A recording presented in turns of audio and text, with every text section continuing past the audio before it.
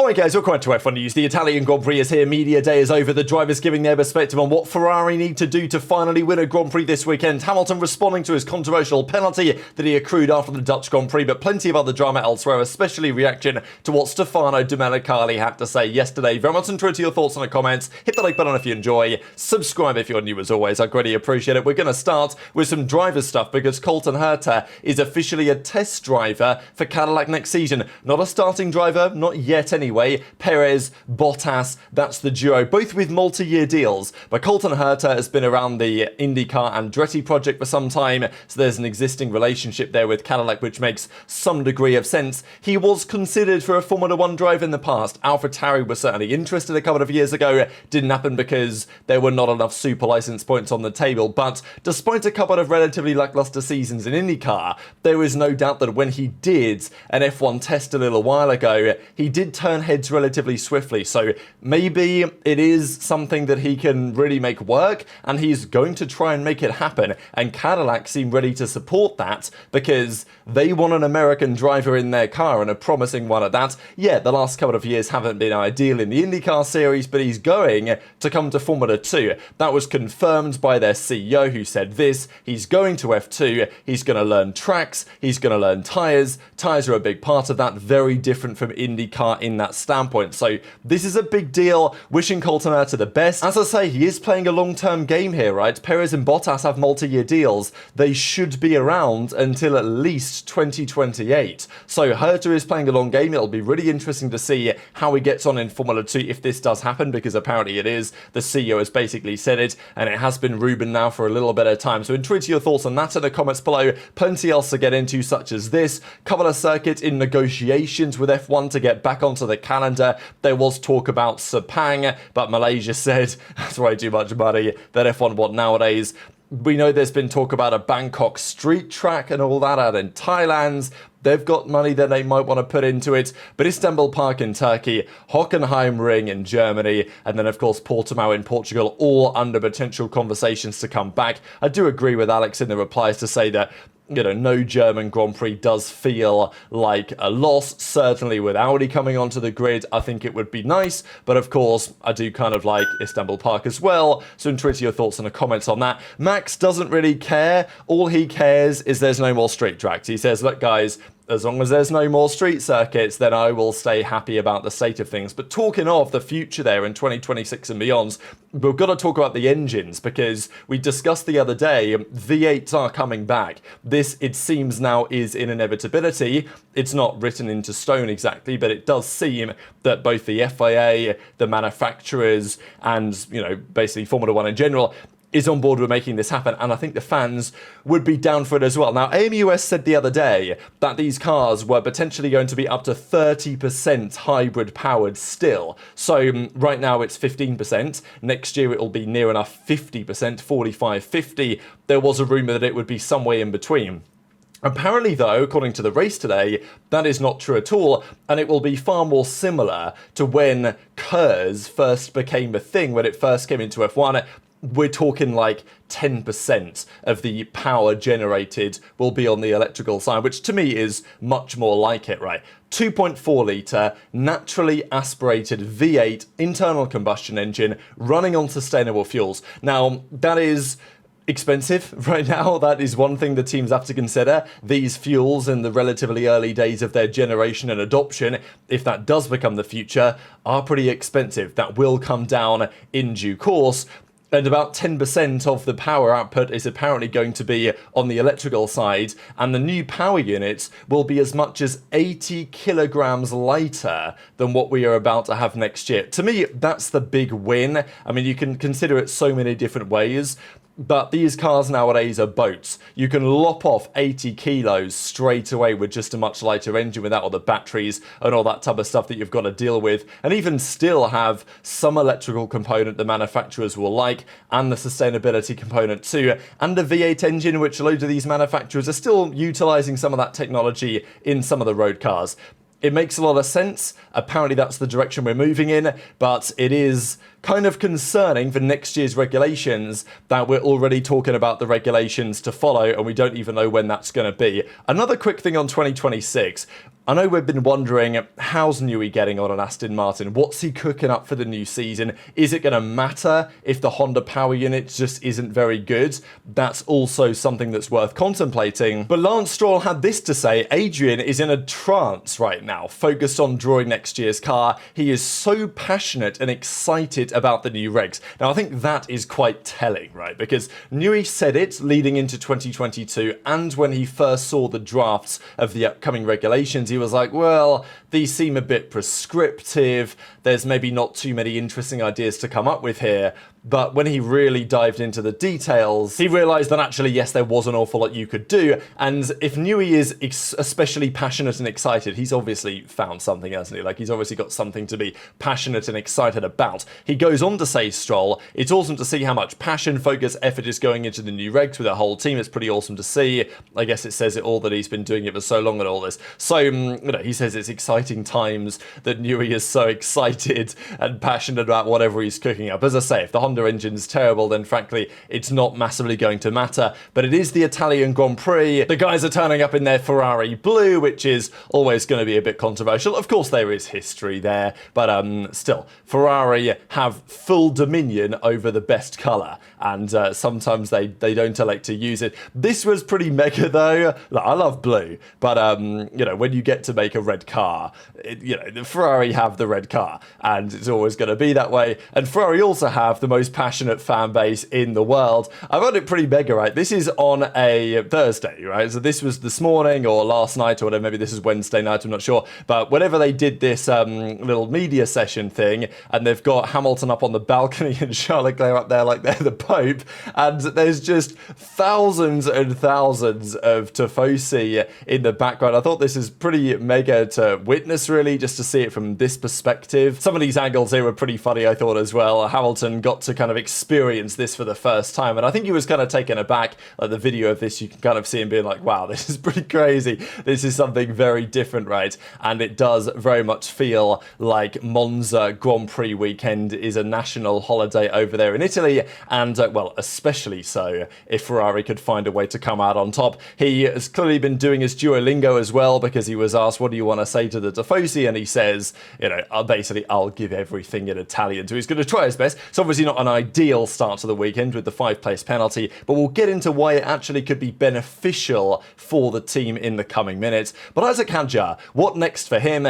Even if you think, as I am kind of inclined to understand as well, it might not be the best thing for him to go to the Red Bull seat, what are you going to do? If Hadjar's sticking it on the podium in a Racing Bull, I mean, they have no choice, right, other than to try him in the seat, surely, you would imagine. Now, Hadjar says, mid-season, I don't see why that would be a good idea. And fair enough. Next season, though, Hadjar, I think, is open to the possibility. There have been discussions, and understandable discussions, that Hadjar is a little bit concerned about becoming Max's teammate sooner than he might be ready for. And mid-season, I think that is very true. But next season, as I've said a couple of times, and now Hadjar also echoes a similar perspective, you don't really know what next year's car is going to bring. Clearly, the current Red Bull, and it's been this way for this entire set of regulations, and frankly increasingly so over the last few years, is a handful to deal with. But next year's car, however unlikely, but next year's car might be the easiest car to drive on the grid. You never know. And if it is, then the gap between Max and his teammates will be just naturally reduced, because you don't need the insane Max Verstappen skill set to tame the beast that is the RB21. Hadjar says, 26 is a different question because it's a brand new start for the team. There won't be this talk of the second car thing. So we'll see, right? You don't want to get ahead of yourself here, right? The idea of Red Bull's second seat being a curse. Hadjar's like, oh, next year that probably won't be a thing because new regs, new cars. You don't want to, let's say, paint yourself into a corner here, Isaac, but he does say this wouldn't be a thing because it's a brand new car. You'll be in a phase where you need to direct the car into the right direction. So I actually think it's interesting, he says. And I'm inclined to agree. I think this could be a good time for Hadjar to, like, if you're ever going to want to go to Red Bull, going in for a brand new set of regulations when everything's kind of brand new is probably a decent time to do it, because there's other things the team is focusing on. you're not guaranteeing that you're going in there at a major disadvantage to a car that, Max has kind of helped craft or, like, say, move into his own driving style over the last few years. Of course, there's some debate on that, but there's no doubt that Max has had a part to play in the way that the Red Bull currently is. Not to say that he's had a negative effect. Obviously, that's been the engineers taking things too far in some of the steps they've taken, but I think Isaac's right to be like, look, it's a reset. It might not be a bad time to come into that team. This is the Ferrari, the new livery they're rocking this weekend, the alternate livery, let's say, for the weekend. And Hamilton's been commenting on quite a few things. The pressure of turning up to his first Italian Grand Prix. Of course, they did the Emilia-Romagna Grand Prix, right, in Italy, in Imola, earlier this season. Hamilton performed pretty well there, right? He fought back to P4 at the end of the race. He actually had a really good race on the Sunday for sure. So there's some optimism that maybe Hamilton could repeat the trick. Imola's tough to overtake at, yeah. Monza is, in some respects, equally challenging because the wings are so slim, and that might be especially true with whatever Ferrari are cooking up. We talked about it a couple of days ago that they've got some sort of extreme rear wing with like no downforce at all that they are going to try. It might not be their number one choice. I actually have a picture of their number one choice right here. De Kessa put this out there today.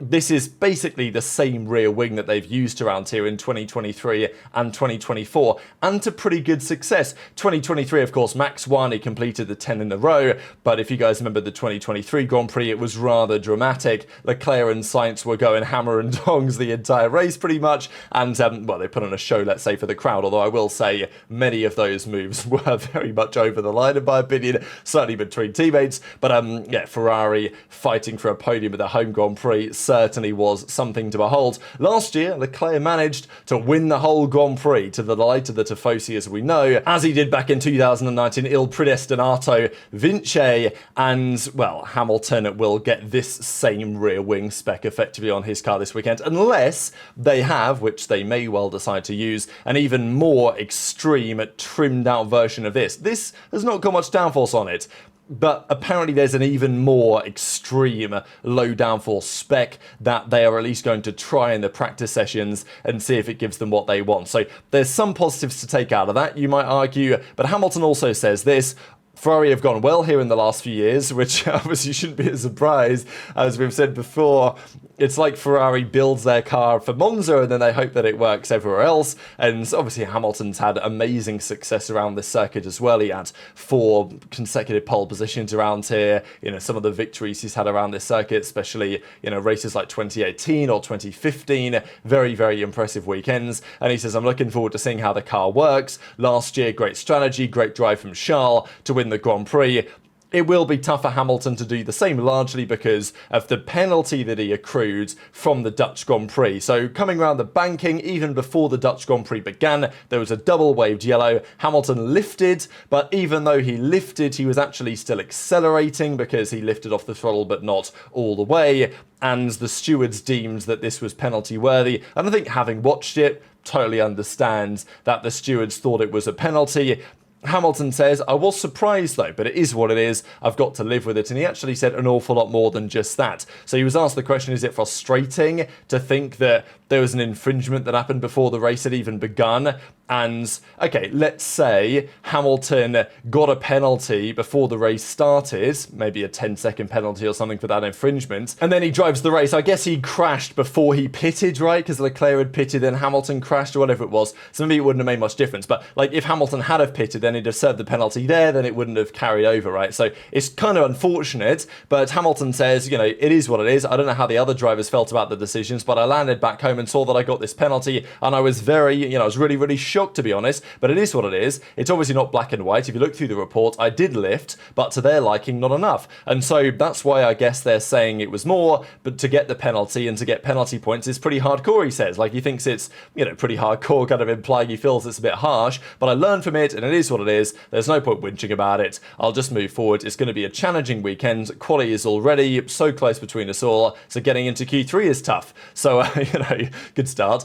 Getting into the top 5 is very, very tough, and then on top of that, to be set back 5 places is not great, but you're going into your first Monza Grand Prix with Ferrari, gives me more to fight for, and I'm very motivated to make up those places regardless. So, you know, it's a very Hamilton comment. You couldn't have another driver come up with such a Hamilton comment such as that. And he also says that he's feeling pretty confident off the back of Zandvoort, which is, you know, it's interesting, right? We mentioned this even after the Zandvoort Grand Prix, that on paper it was not a great weekend, right? They didn't qualify especially well. It was respectable, but it was not great. I mean, it was, what, 6th and 7th? They were quite a way off pole. There were occasions, glimpses, where they looked a bit stronger, the Ferraris, during the weekends. Hamilton, I think, was pretty happy with his pace with respect to Charles Leclerc throughout most of the weekend. Pretty close really all along. Then, of course, the Sunday was a bit of a shambles. Hamilton crashed. Leclerc got taken out. 0 points. Bit of a disaster, but you know, maybe Monza is the time to turn things around, because Hamilton says throughout the weekend the approach we had was spot on. It felt like it was one of our strongest, if not the strongest and smoothest weekends, obviously up until Sunday. So yeah, it's interesting for Hamilton to say that he actually thinks things were much better than they have been. Sunday was obviously awful, but the main thing is the team remained positive. They're incredibly supportive. I don't make a lot of mistakes like that in races, he says, so obviously is expecting to bounce back well. So at least there's some, you know, optimism here from Hamilton. It's not all doom and gloom. There is another potential advantage to Hamilton getting the penalty. Not for him, but for the team and for Charles Leclerc. Because Hamilton was asked the question, well, if you know you're going to get this penalty, let's say you both get into Q3, you know you're going to be starting P6 absolute maximum, but more likely further down the field than that. Could you give Charles Leclerc a tow, right? Is that an option? And of course it would take someone to be sacrificed for this, but if Hamilton's going to be qualifying down the order anyway, then maybe it's a sacrifice worth making. So something to think about, and Hamilton does say that, look, obviously I can't be on pole. If it meant that Charles could get there by me giving him a tow, it's something that he would be happy to do. So we'll see if Ferrari decide to do it. I don't think they will, to be honest, but it is something to contemplate anyway, that if you know Hamilton's going to be down the order, make him give Charles a tow, stick Charles on pole, and go from there, right, and try and defend. It is at least something to think about. So intrigued to your thoughts on that in the comments. The other thing that we've got to get into, some of the reaction to yesterday's comments from Stefano Domenicali. I'm not going to go through all the comments again. If you guys want to see them all, go back and watch yesterday's video. But the F1 boss was talking about sprint races, having more of them, reverse grids, playing around with that. And then critically, he made this fascinating comment about how highlights do very well nowadays, and we maybe need shorter races because people don't have the attention span. You know, my key point on it in yesterday's video was that, well, the reason why people are getting bored of the races is because the racing just isn't as interesting. It's not interesting enough, right? Like, you give me a sprint race where nothing happens, you think that's more compelling? So anyway, I mean, it's so obvious why that was a flawed take, but whatever. Max says, I understand they want to make the sport a more interesting product, and that it's not always fun for fans to watch practice sessions. Both points, I understand. Do we need 3 hours of practice in a weekend? I'm okay with messing around with that, but as Max says, and for good reason, but it shouldn't get too crazy, right? Like, let's not be throwing reverse grids around there. I don't like to see that idea for the pinnacle of motorsport personally. I think it would cause loads of issues. Look, as a content creator, it would be drama. There would be lots of talking points of reverse grid, but as a Formula 1 fan, I really don't want to see it. I thought Alonso had a good take on this. It was put to him to say, look, should we reduce the length of the races? Are they too long? But if you look at sports, I mean, this I thought was pretty interesting. If you look at average race length in different series, yeah, MotoGP, because they can't carry all the fuel in the world, Formula E, you know, they are shorter races. But an average IndyCar race is near enough 2 hours. NASCAR fans will know what it's like. And Formula 1, the average racing length is 1:32, right? Like, that is really not that much for a normal sport. And, I mean, what do you want fans to do? Like, Domenicali's talking all this about, oh, you need the fans at the track to experience more, so we need more sprints and less practice and all this. So then you're going to take the race that they have on the Sunday, the only thing on the Sunday, and shorten it for the TikTok kids who aren't even there? Like, what are we talking about? So anyway, Alonso says, no one is talking about having 60-minute football matches or something like that. It is a problem with society and the kids, but not the sport. So probably it's not needed, which I think is the fair take. Very much intrigued to your thoughts on all this stuff in the comment section below. The first couple of free practice sessions begin tomorrow. Hit the like button if you enjoyed. Subscribe if you're new. Take care, and I'll see you next time.